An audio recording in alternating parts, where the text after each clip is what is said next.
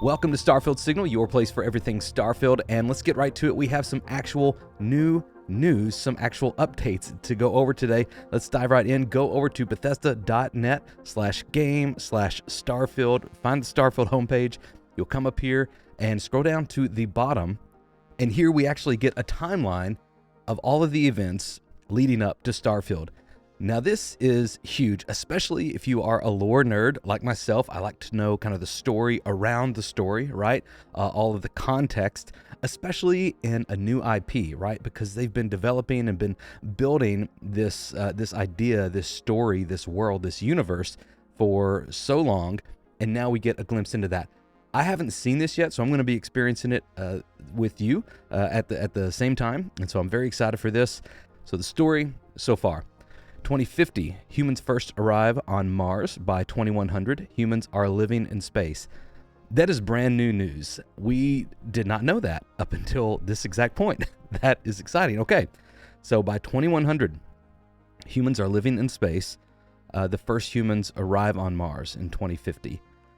So if you're going by our current timeline in our reality, that's what is 2023. So 27 years from now, if we go into the Starfield universe. Very exciting. What happens after that? 2156, humans arrive in Alpha Centauri, 4.37 light years away from Earth.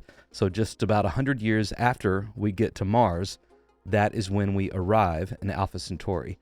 It doesn't tell us when we left for Alpha Centauri, because it's 4.37 light years away, but I'll have to do maybe a follow-up video to play around with some math for all of our nerds in the community, because that we'd have to be traveling pretty fast. So I imagine by that point, faster than light travel exists.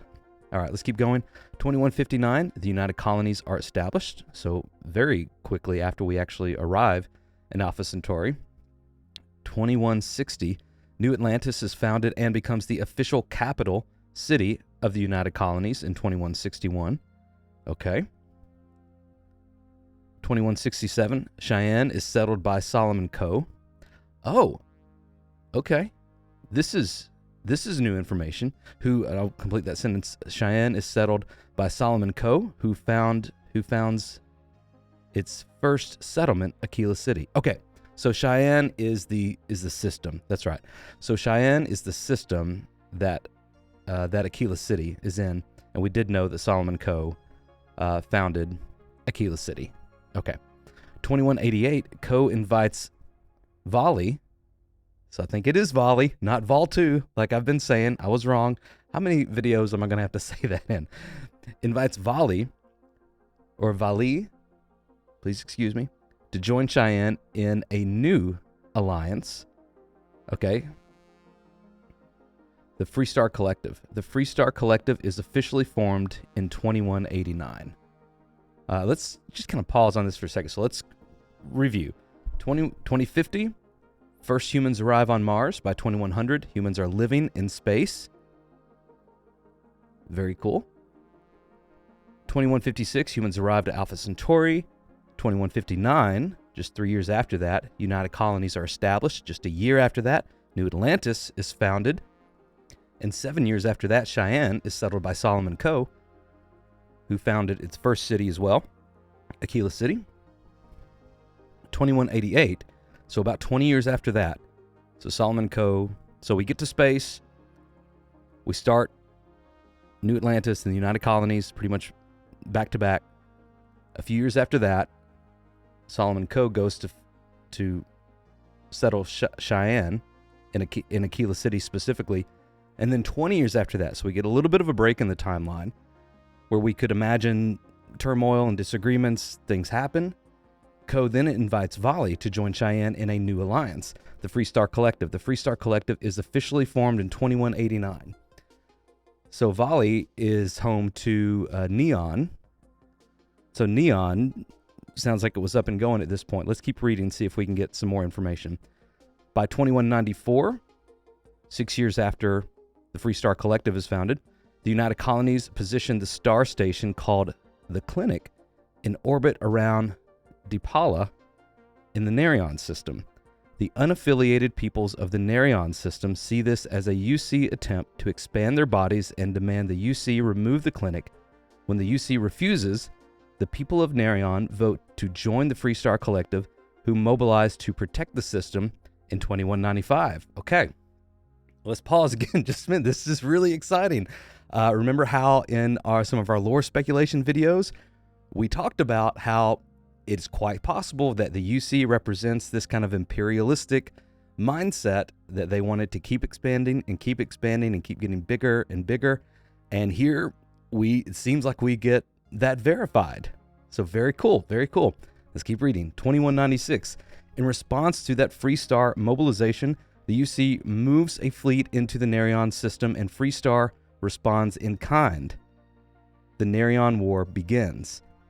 The Nerion War, this is the first time we're hearing about this. The Nerion War begins in 2196 after the UC refuses to remove their clinic, their star station called the Clinic in the Nerion system. Nerion then joins the Freestar Collective, and then the Freestar mobilizes in response to the UC's refusal. The Nerion War begins. So 2216. 20 years after the Nerion War begins. 2216, the Nerion War drags on as public sentiment sours. Finally, the Treaty of Nerion is signed by the UC and Freestar Collective in 2216. First time we're hearing about this. Ending the conflict, the term settled systems is formalized in the treaty. Okay, 2221, 5 years later.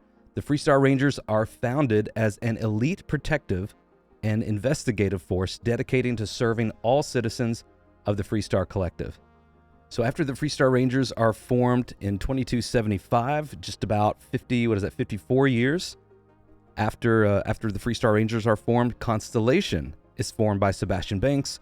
Original members include Chloe Bao, accompanied by physicist Aja Mamasa, the youngest member and Sebastian's protege, Darius Andres, botanist and specialist in xenoflora, Bernadette Laurent, wealthy heiress and adventurer, Everardo Gill, former smuggler, and Kadri Toma, biologist and physician.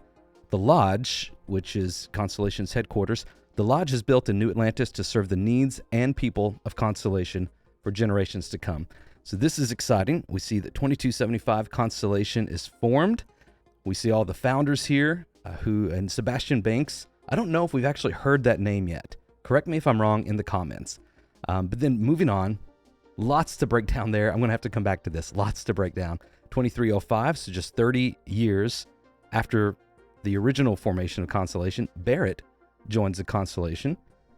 And that's ominously brief compared to everything else here. So maybe Barrett is more important than we realize. Just an intriguing side note there. 2307. The Freestar Collective begins farming on the planet of Vesta in the Lunara system. By 2308, the United Colonies claims that by establishing a colony in a fourth star system, the Freestar Collective has violated the Treaty of Nerion. Diplomatic talks break down, and the UC lays siege to Vesta, killing anyone who stayed behind or was brought in to defend it. The colony war officially begins. This is heating up, guys. Wow. The colony war officially begins in 2307 because the Freestar Collective started farming on another planet, and the UC just didn't want to play ball with them. Didn't want to talk, didn't want to renegotiate. They just thought, okay, we're going to kill everybody here. Very interesting. Very interesting. 2310, 3 years later, Constellation comes into possession of their first artifact and tucks it away in the Constellation archives. So they were formed. Constellation was formed in 2275, finds their first artifact in 2310. So that is 35 years. 5 years after Barrett joins Constellation. Maybe Barrett was the catalyst to Constellation moving in this direction to look for the artifacts. 2311, after several years of conflict, the colony war effectively comes to an end with the Battle of Cheyenne as a flotilla of civilian and military Freestar Collective ships takes down the major ships of the UC Navy using hit-and-run tactics. Very cool. A few years after that, 2315, the UC Vanguard is founded as a part of a UC response to the Freestar Collective's use of civilian ships during the Colony War. The Vanguard is the UC's own civilian navy. Okay, we didn't know that yet. Good clarification. Relying on civilians to use their own ships who pledge to protect the United Colonies and its interest. The ultimate reward for this service, citizenship in the United Colonies. Okay, so this calls back to a couple different things. One, in the Starfield Direct, we do see this moment where our player character is engaging with like a Vanguard recruiter, and they do mention something about this could get you your UC citizenship. So we didn't know that, but we didn't exactly have good context for it. And then secondly, we also see in the in one of the little animated shorts that Bethesda put out a couple of weeks ago that this I forget the name of the character, but he was like a shipping pilot, and he was using his own ship. And so that, again, kind of adds some context to a few things we've already seen. 2319, Sarah Morgan becomes the youngest head of the UC Navigator Corps, though it's a short-lived position as the division is shut down in 2320. Cast adrift, but still eager to put her training to good use, Morgan joins Constellation. So all of that happened within just a few years of each other. 2311, conflict comes to an end. The Colony Wars come to an end with the Battle of Cheyenne. 2315, UC Vanguard is founded as a response to the Freestar Collective's use of civilian tactics. It's interesting they did that after the war ended, maybe to try to bolster a defense and intimidate the Freestar Collective into not breaking the treaty anymore? Maybe. But yeah, then in 2319, Sarah Morgan, and we haven't seen anything about the UC Navigator Corps yet. Maybe because it's shut down with everything we've seen. We haven't seen anything from before the game timeline yet. So 2319, that's shut down, the Navigator Corps. And Sarah Morgan transitions into Constellation. Just a couple years after that, 2321, Walter Stroud, co-owner of Stroud Uckland, one of the Settled Systems' premier starship manufacturers. That was another thing we got right. I'm excited. We got a couple things right already in this timeline. This is exciting. He joins Constellation and becomes its primary financial backer. Okay, so by this time, 2320, Constellation was founded in 2275. By 2321, Walter Stroud comes in and starts to become its primary financial backer. I'm curious if Constellation needed that financial backing. Maybe we were backed against a corner and he was our only option to kind of continue with our expeditions, or if we had other financial backers along the way and he's just kind of the newest one to come in. In 2322, former Crimson Fleet pirate Vladimir Saul joins Constellation. 2325, Sarah Morgan becomes the acting chair of Constellation. 2325, theologian Matteo Catri joins Constellation. 2326, Barrett finds the original artifact in the Constellation archives and knows it must be special. Okay, so maybe my previous theory before that Barrett could have been a catalyst to Constellation looking for these artifacts, that may be wrong. It sounds like he stumbled across this and nobody else knew what this was, but then maybe Barrett was the first one to have these visions. Okay, same year, 2326, after months of correspondence with Sarah Morgan, graduate student and gifted scientist Noel is invited to join Constellation. 2327, Freestar Ranger Sam Coe and his daughter Cora join Constellation. Okay, so Sam Coe must be a lot older than we initially thought, because I thought he was going to be like a 25 to 30 something year old. And he has a daughter, Cora. Is this the mystery lady we've seen at the table with Constellation? Or in 2328, Andrea, forgive me for pronunciation, joins Constellation. Is Andrea the mystery girl at the table with everybody at Constellation? 2328, same year, Barrett convinces Constellation to purchase Star Station L868 and modify it to become a deep space scanner nicknamed the Eye. This is what we saw in the launch announcement trailer, where the guy's like saying, hey, maybe you'll catch a smile. This is the same one. Star Station L868. We heard that. Very interesting. And then that's the end of the timeline until 2330 AD. Just a couple years later, Starfield begins.